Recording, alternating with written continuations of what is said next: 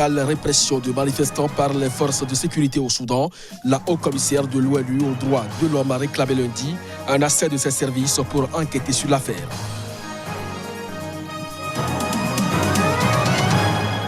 Le Zimbabwe franchit un nouveau pas vers le rétablissement d'une devise nationale. Le pays en crise a annoncé lundi avoir interdit les transactions en monnaie étrangère, dont le dollar américain autorisé depuis 2009. L'épidémie de fièvre à virus Ebola continue de faire ravage dans l'est de la République démocratique du Congo. Le nombre de décès a dépassé la barre de 1500 en 10 mois dans 2 provinces où elle sévit.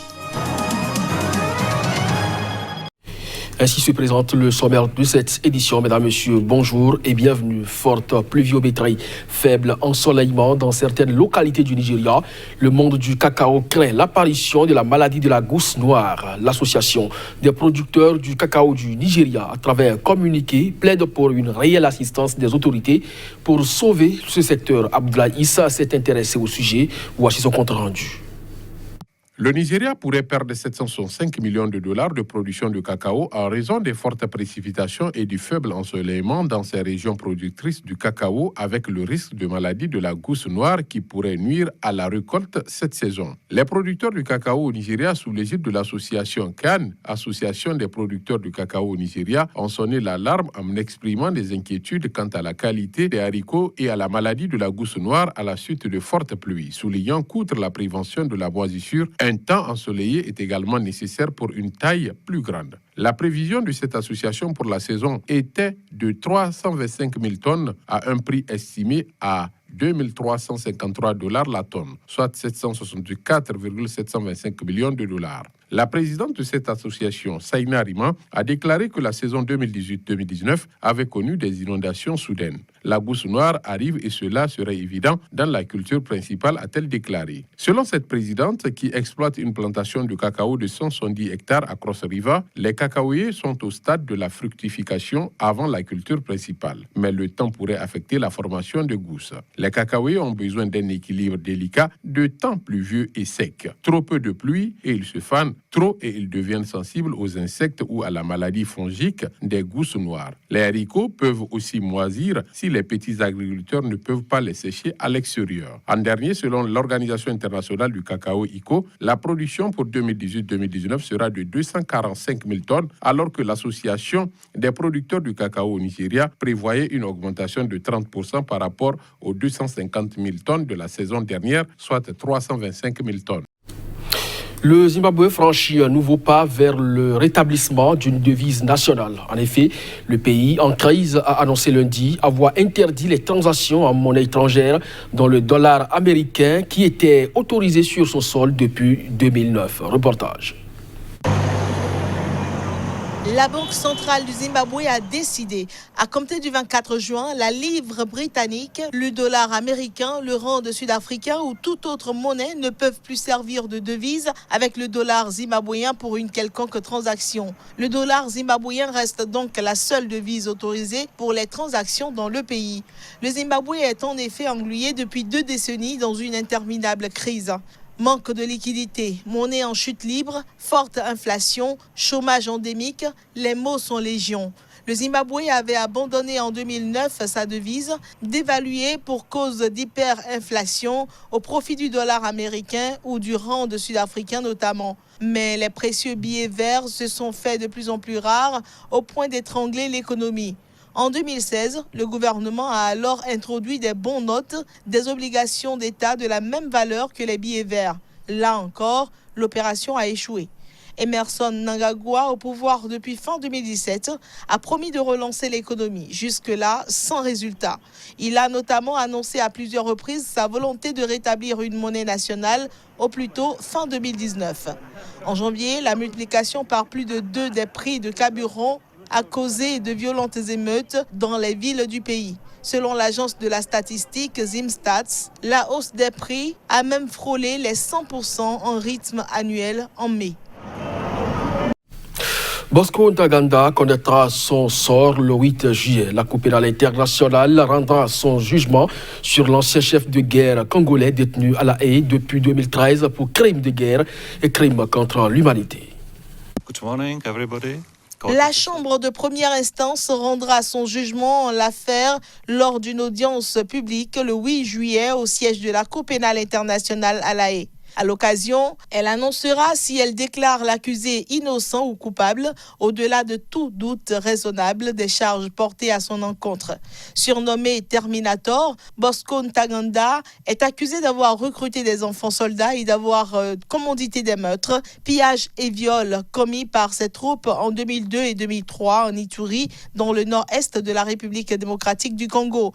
Aujourd'hui, âgé de 45 ans, il doit répondre de 13 crimes de guerre et de 5 crimes contre l'humanité pour lesquels il a plaidé non coupable en 2015. Selon des ONG, plus de 60 000 personnes ont perdu la vie depuis l'éclatement en 1999 de violences sanglantes en Ituri, région instable et riche en minéraux. Bosco Ntaganda a joué un rôle central dans la planification des opérations de l'Union des patriotes congolais et de son bras armé. Les forces patriotiques pour la libération du Congo avaient martelé en août l'accusation lors de la dernière phase de son procès qui s'est ouvert en septembre 2015. En mars 2012, la CPI avait condamné à 14 ans de prison Thomas Lubanga, ancien chef de Ntaganda dans les FPLC.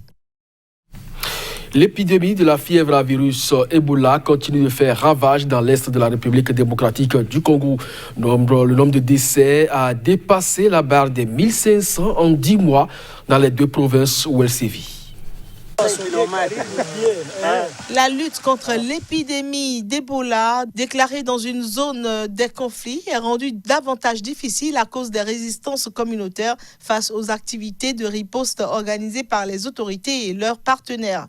Depuis le début de l'épidémie, le cumul des cas est de 2239, dont 2145 confirmés et 94 probables. Au total, il y a eu 1506 cas et 621 personnes guéries, selon le bulletin quotidien du ministère de la Santé daté de dimanche dernier. 276 cas suspects sont en cours d'investigation d'après les autorités, alors que 13 nouveaux cas sont confirmés et 140 915 personnes sont vaccinées. La RDC et l'Ouganda ont engagé des discussions sur la finalisation d'un protocole d'accord qui définira les procédures de collaboration sanitaire approfondie entre les 2 pays. L'épidémie déclarée le 1er août sur le sol congolais est la 10e en RDC depuis 1976 et la 2e la plus grave dans l'histoire de la maladie après les quelques 11 000 morts enregistrés en Afrique de l'Ouest en 2014.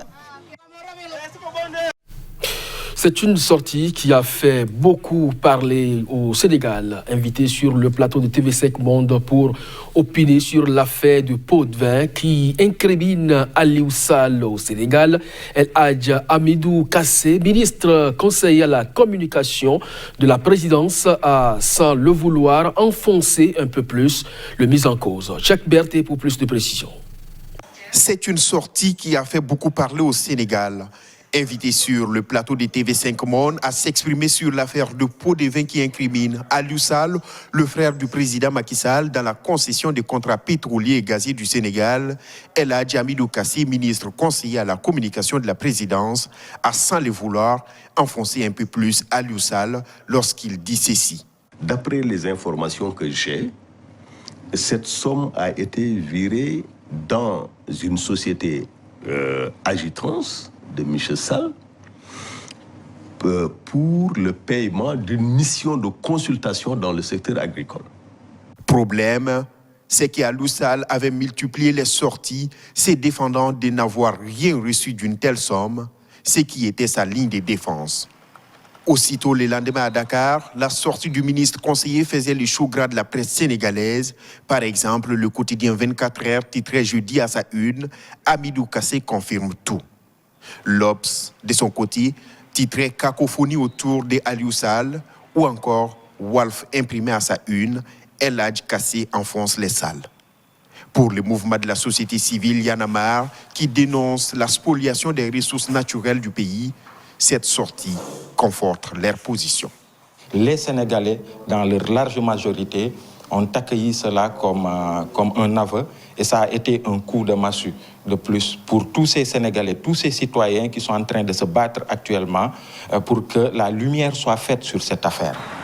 Même son des cloches du côté de l'opposition, le leader du PASTEF, les Patriotes, Ousmane Sonko, l'un des plus virulents hommes politiques sur le sujet, explique que rien ne surprend désormais les Sénégalais. Ça ne nous intéresse même plus les déclarations venant du pouvoir. C'est un dossier cousu de fil blanc. Le crime est flagrant et constitué. Et à partir de ce moment, vouloir être dans une logique de dénégation conduit fatalement et inévitablement à toutes ces contradictions qu'on voit. Au Sénégal, toujours après plusieurs refus, les mouvements de la société civile ont pu manifester ce vendredi soir à Dakar. Un grand rassemblement contre l'affaire Petro-Tim, une affaire de contrat pétrolier qui éclabousse le régime de Macky Sall, où on accuse le gouvernement d'avoir signé des contrats pour l'exploitation du pétrole et du gaz qui ne profitent pas au pays. Ils étaient plusieurs milliers à venir manifester leur mécontentement face à ce qu'ils appellent la spoliation de leurs ressources naturelles. Cette fois-ci, la marche avait été autorisée. Résultat, ils étaient plusieurs milliers à venir manifester leur mécontentement face à ce qu'ils appellent la spoliation de leurs ressources naturelles. Le pays doit être dirigé par des non-corrompus. La population est en train de tout perdre au profit de 3 ou 4 personnes qui détournent l'argent du contribuable, planqués dans des paradis fiscaux et au moment où le peuple souffre. On peut renégocier les contrats là.